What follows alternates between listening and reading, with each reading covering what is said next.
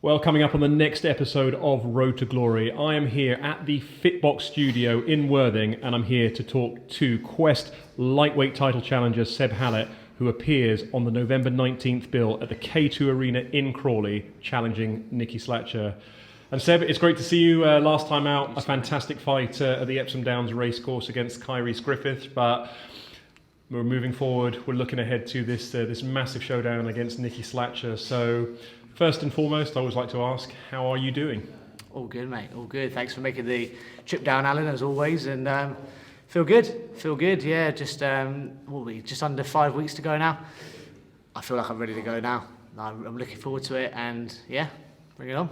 Brilliant. Well, I think before we head into the sort of and analyse this next fight for you, the title shot at K2, I wanted to have a look back at your Quest career so far. So there's been some fantastic fights. Your 2 wins, 2 losses coming into this showdown, coming off, as I say, that great win against Kyrese Griffiths. But probably let's recap. I mean, let's start at the beginning and talk us through some of your highlights and some of the memories so far. To be fair, it's been a great start to the Quest journey, really. Obviously, we are supposed to be boxing for the regional lightweight, same title that me and Nikki could be boxing for in November, back in July last year or June last year. Obviously, COVID happened, a few pullouts, and I managed to get the shot with Daryl on I think it was the September show you had last year. Obviously, I've been banging the drum there, thinking that obviously I felt like I won the bout. But look, it was a great fight either way, and that was obviously for the national. So I've been in there with Daryl for 5 rounds. Obviously, felt like it was unjust, but let bygones be bygones, move on. So I had a great bout there, obviously come up on a split loss, which is obviously not the best way to get started, but we've rolled the dice for the national shot. And look, coming off a win now, and I'm ready to go back for another title shot. Yeah, I mean, so far, it's fair to say you've mixed in the kind of upper echelons of the lightweight division. You've faced every single fighter that's been offered to you. You've never sort of turned a fight down. You've been in there with the likes of Dexter Houghton. Again, another fantastic fight, and I think was a wicked fight. Yeah. I mean, I've watched the fights back. I like to watch the fights because sometimes you remember these fights differently, but in every fight you've been in, from the Daryl Goddard to the Dexter Houghton to the Salah Busick, all the way through to Kyrese Griffiths, every single fight that you've had has been a fantastic fight for the fans, but also nip and tuck. Yeah. The 2 losses could have, potentially, so close to call. I mean, the Houghton fight was obviously edged by that one sort of mistake in the first round. Yeah. But overall, out of each of these contests, I mean, which would you say has been your kind of most difficult fight so far? Mate, they're all different for different reasons. To be fair, the worst I boxed was against Salah.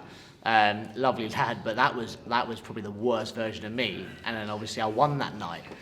The Dexter fight, I actually came away obviously gutted that I didn't get the result and it was another split. But other than the flash knockdown in the first, I felt like I won a lot of the fight. Again, I'm not going to sort of moan about the result. It's just boxing's one of those. He put me down in the first round on the flash knockdown.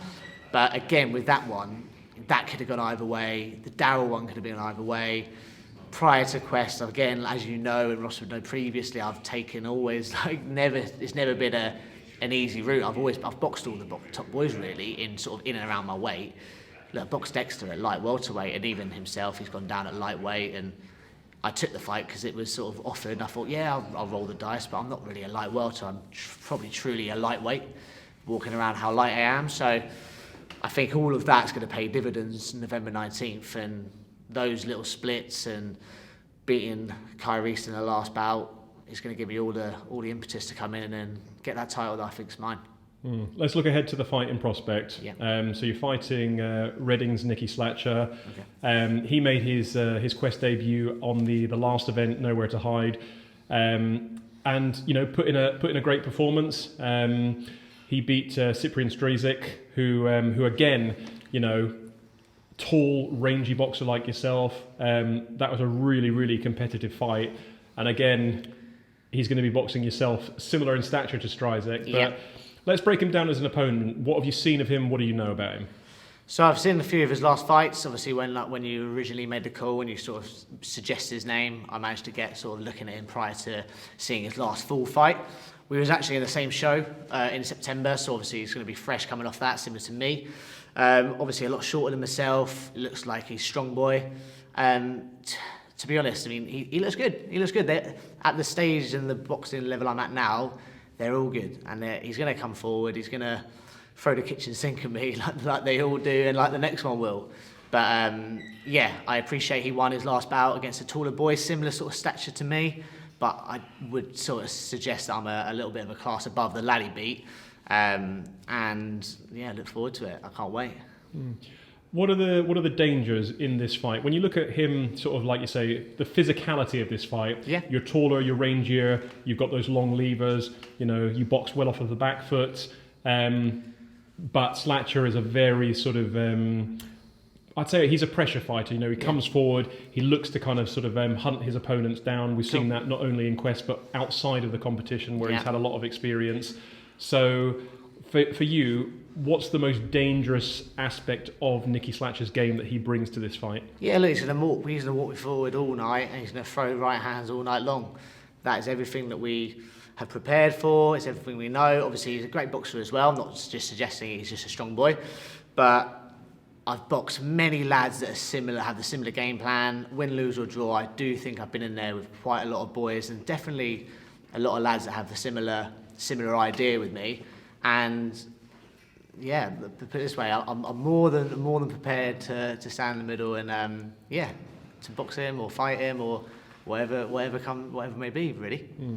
We've seen the kind of the sort of silky back foot boxing from yourself, you know, the counter punching, you know, but also coming forward on the front foot. But I think talking to a lot of the sort of the show's fans and a lot of people who've watched your career and how it's sort of progressed, I know that the one sort of comment a lot of people make is, you know, we've seen those back foot silky skills from Seb Hallett, but we've never really seen him stay in the pocket. We've never really seen him go toe to toe and kind of mix up the two, which is, for me, I think one of the things that possibly has gone against you in those tight fights where the judges have seen you on the back foot and, you know, great boxing ability, but sometimes, like we see, because the fights are so short, sometimes it's the fighters who are relentlessly coming forward who show that kind of front foot aggression that sometimes get the decision when it's tight. So, you know, would you say that that's an element of your game that you either haven't shown, or do you prefer the kind of back foot style?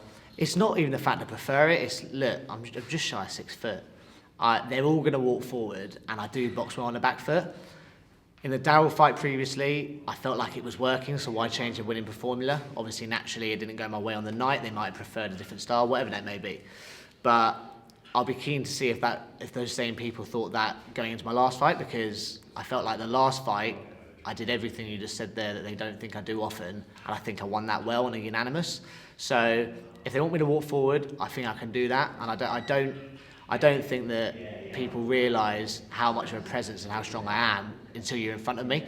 So there will be elements of back foot boxing, and there will also be elements where I come forward and lay down a marker because I want to take that title. And I appreciate that it can't always be done on back foot boxing, even though that's my natural style. We will be walking forward in elements of this fight when we need to be. So obviously we're sort of around about 4 weeks out from fight night, but how has your preparations gone so far? I mean, how are you feeling ahead of fight night, and what sort of stuff have you been kind of working on in training? Couldn't be going better, if I'm honest there, Alan. I mean, the sparring I've got has been completely emulated by the lad that I'm boxing, Nikki.